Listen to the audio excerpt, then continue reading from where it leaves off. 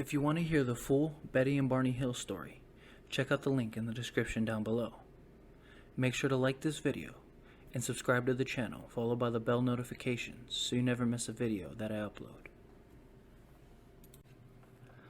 The Hills made both private and public statements regarding their encounters, both while they were at church. Their first private statement at the church was on November 23, 1962, after a special guest speaker, Ben Sweat of the United States Air Force, was discussing his book of poetry when the pastor of the church asked a question about his personal interest in hypnosis. After the meeting, the Hills spoke with Captain Sweat privately and told him of the encounter. Sweat was particularly fascinated by the missing time. The Hills asked Sweat if he thought hypnosis would help with the missing time, but he claimed he was no expert and cautioned them going to an amateur hypnotist. Their first public discussion was when Sweat returned and gave a discussion on hypnosis. After that meeting, the Hills spoke to Sweat again and told him that Barney was seeing a psychiatrist who referred him to a gentleman by the name of Benjamin Simon who could conduct hypnosis. They also discussed their story publicly on November 3, 1973, to an amateur UFO group in Massachusetts. Fast forward to January 4, 1964, when the Hills began hypnosis sessions with Dr. Simon. Simon hypnotized both Barney and Betty several times, but always separated them so the other could not overhear. Simon realized that the incident had caused Barney a lot of anxiety and stress, and that both Betty and Barney Hill truly believed witnessed a UFO. Barney was the first to be hypnotized. He spoke about seeing a non-human figure.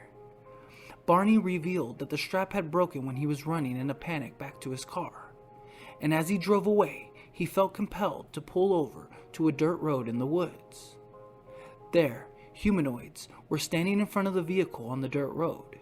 He relayed that the leader told him to close his eyes during the abduction, and that the leader's eyes felt as if they were impressing against his. When discussing the abduction under hypnosis, he became extremely emotional, and you could see the fear settling in. He relayed essentially the same thing as Betty's dream, which clearly were not dreams but actual events. He spoke about being brought up in a disc-like ship where he and Betty were separated, and an examiner did experiments on him, but described the experience in far less detail than Betty because he kept his eyes closed for most of the examination. He laid on a rectangular examiner's table, had a cup-like device placed over his genitals, and he said he felt like he did not orgasm, but that sperm samples were collected, as well as skin samples.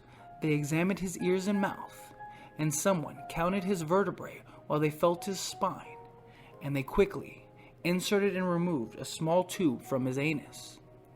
He said they spoke in a language that sounded like mumble, but sometimes spoke in English, though felt it wasn't so much speaking as it was thought impressing.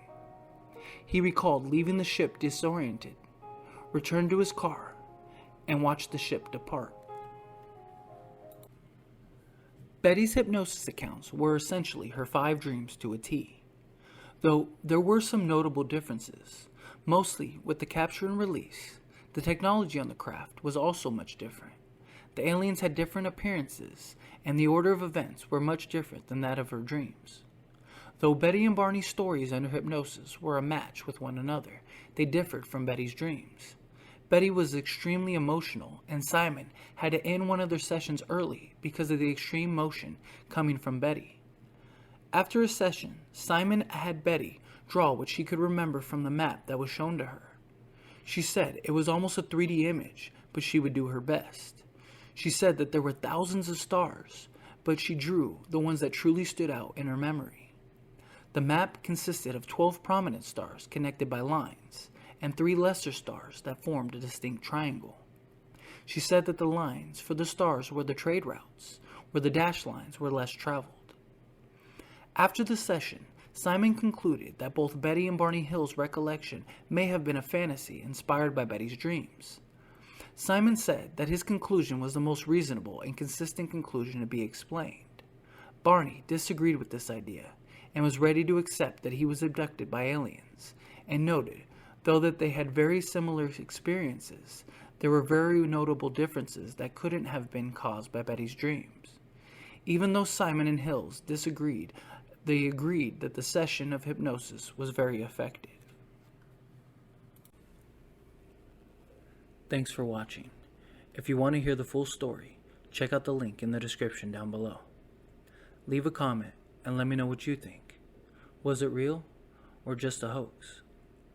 If you want to support the channel, check out the links in the description. Follow me on social media, Instagram, TikTok, and my Facebook group. If you haven't already, make sure to like this video and subscribe to the channel, followed by the bell notification so you never miss a video.